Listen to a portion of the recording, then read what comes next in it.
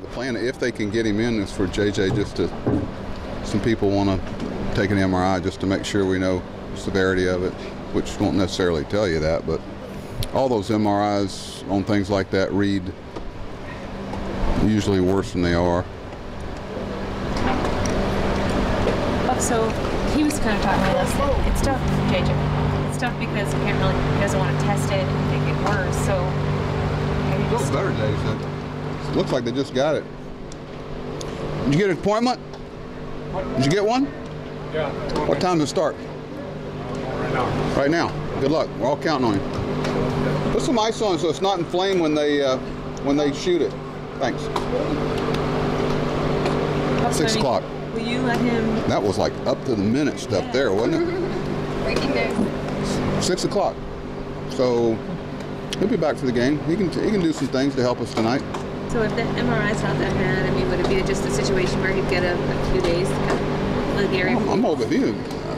I always think the best case scenario that, you know, the MRI is good and he's as improved tomorrow as he is today and he's playing. Do I think that's going to happen?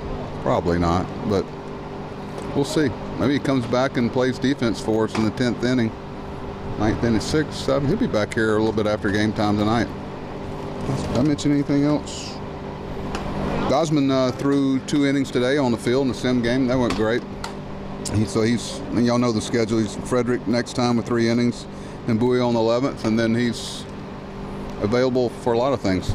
You were talking about not getting ahead of yourself with leaders and Bud, but do you temper enthusiasm knowing that, particularly with leaders, you're kind of close to getting him back? And Bud too. Bud won 15 games for us last year. Yeah, I guess both of them too. Yeah. And he's going to get back to that form, but it's no given. You know, usually sometimes you have periods where you get one, you lose another one. Excuse me. You know, so just take it as it comes, and knowing when they get, you know, like when Matt gets here, he's not going to be in mid-season form. So there's, you know, we're seeing that with JJ some, that there's a period to go through, but we'll get there. You know.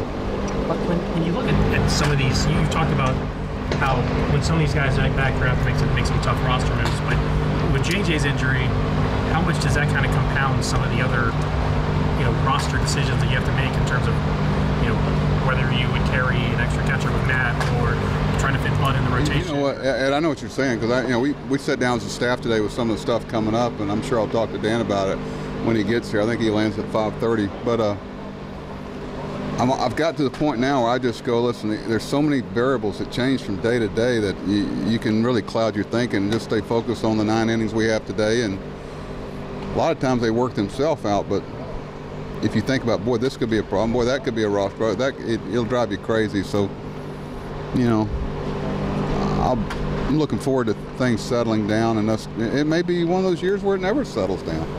It really never did last year.